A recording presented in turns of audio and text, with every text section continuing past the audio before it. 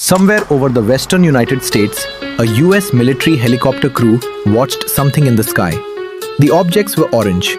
There were multiple of them, and then they split apart. Each one changed direction independently, and according to the witness, they appeared to respond to the fighter jets flying alongside them. "We were virtually speechless." That is a direct quote.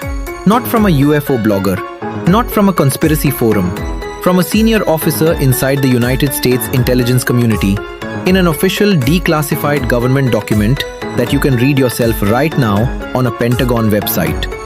In May 2026, the US government released 162 classified files on UFOs. Files spanning 8 decades, from 1942 to 2025. From the FBI, the Pentagon, NASA, the State Department. These aren't grainy photos from some guy in New Mexico. These are internal military memos, diplomatic cables from US embassies, testimonies from active intelligence officers, all of it classified, all of it hidden from you for 89 years. And now, for the first time, they're open. So the question isn't whether you believe in UFOs. The question is, what exactly did they find? And more importantly, what are they still not showing us? Let's go through it, all of it. In May 2026, the United States Pentagon released 162 classified files on UFOs.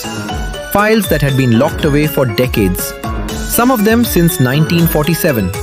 And buried inside that release is a testimony from a senior officer in the US intelligence community, a man whose name is still redacted.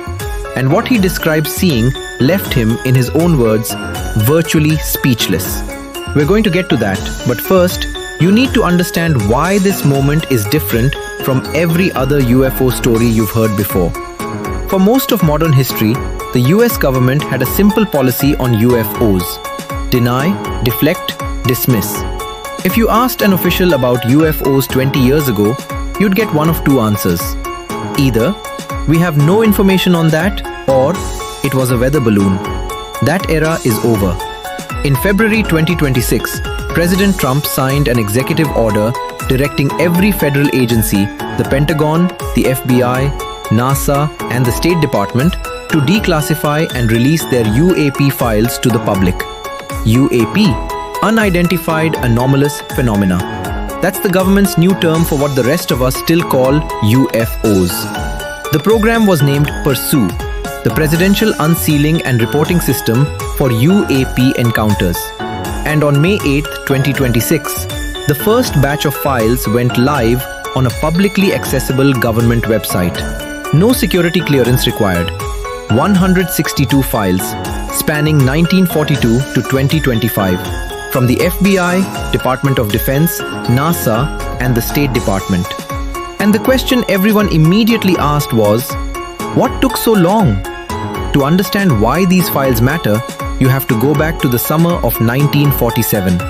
June 24th, a pilot named Kenneth Arnold is flying over Washington state when he sees 9 crescent-shaped objects flying in formation at speeds his aircraft cannot match.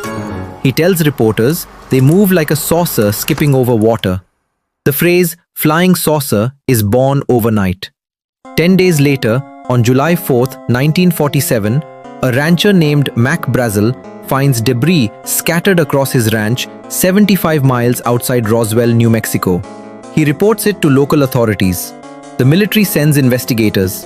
And on July 8th, 1947, the Roswell Army Airfield issues a press release. Not a weather balloon, not a research aircraft, a flying disc. Those were their exact words. Within 24 hours, the military reversed course completely. It was a weather balloon, they said. Nothing to see here.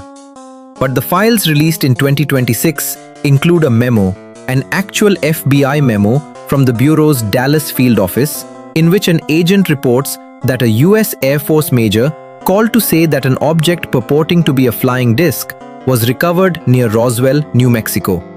That memo has existed since 1947.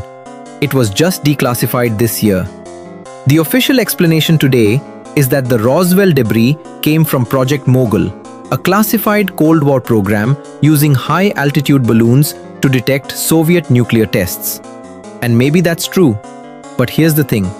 The government lied about what it was for 47 years before they admitted Project Mogul even existed.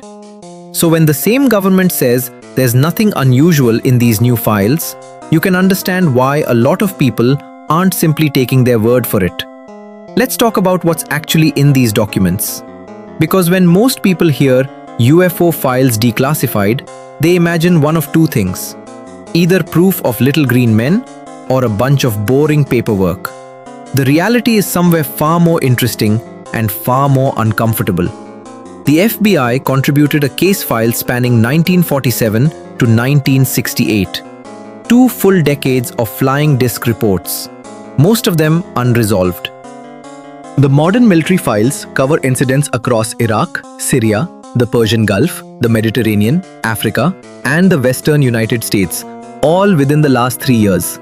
In 2022, internal military memos describe one possible small UAP encountered in Iraqi airspace. No explanation given. Case still open. In 2023, federal law enforcement officers in the Western United States independently reported encounters with what the document describes as orbs launching other orbs. Multiple officers. Independent reports. Same location. Same description. The Pentagon called that encounter, in their own words, among the most compelling cases in the entire file. In 2024, a US military crew conducting surveillance in Syria observed an unidentified craft moving at high speed across their thermal imaging systems during an active operation. No aircraft was supposed to be in that airspace. No identification was ever made. In 2025, a senior intelligence officer, whose identity remains redacted, filed a report with the Office of the Director of National Intelligence, the highest intelligence authority in the country. And we're going to talk about that report right now. But first, let's address the headline that every major media outlet ran when these files dropped. The Pentagon finds no evidence of alien life. That's technically accurate. The government's official investigative office stated that it has found no evidence that any of these sightings involve extraterrestrial origin. No confirmed alien spacecraft, no recovered bodies, no secret government contact with non-human intelligence. That is what the official record says. What the official record also says is that dozens of these cases remain unresolved, that highly trained military personnel, radar operators, and intelligence officers have encountered objects that perform in ways no known aircraft can replicate. Not unidentified in the sense of we just don't have the data. Unidentified in the sense of we looked, we investigated, and we still don't know what this was. Now that senior intelligence officer report. The document describes a helicopter encounter in the Western United States. During this encounter, the crew observed orange orbs, multiple objects. What made this unusual wasn't just their appearance, it was their behavior. The orbs split apart. They changed direction independently of each other, and, according to the officer's testimony, they appeared to interact with accompanying fighter jets.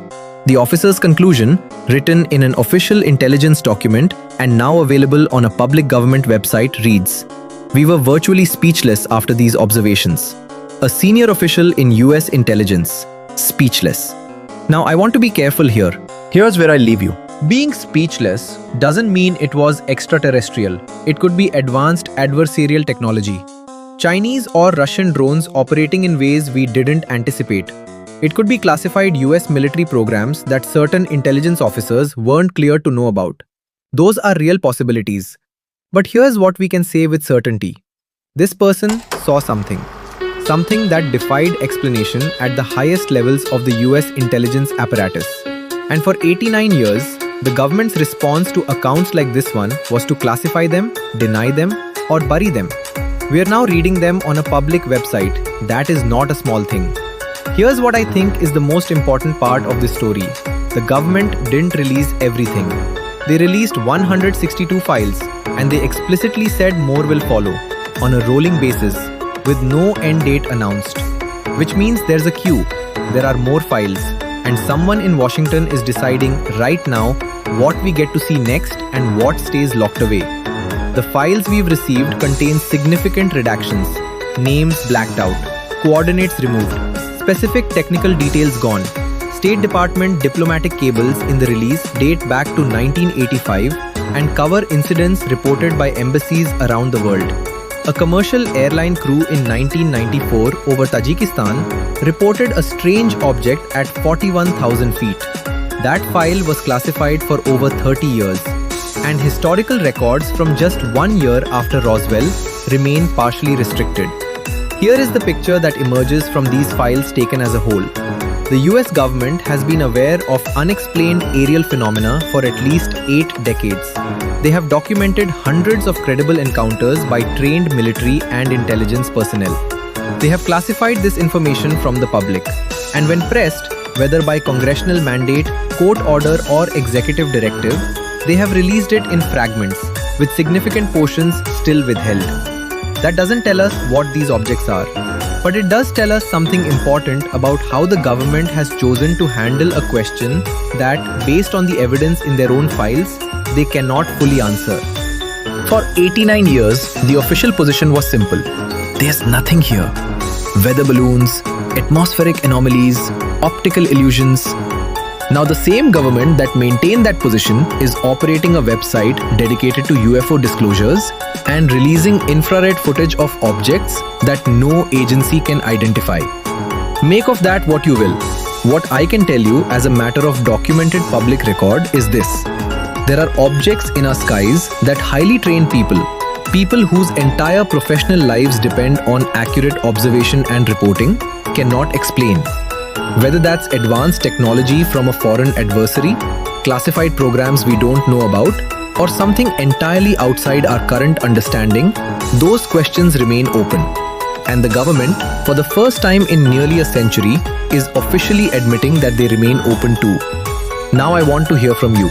Of the cases in these files, the orbs that launched other orbs, the pilot who saw a metallic triangle over the Mediterranean, or the intelligence officer left speechless over the western United States, which one do you think deserves the deepest investigation? Drop it in the comments. And if you want a follow-up video going deep on any one of these specific cases, let me know.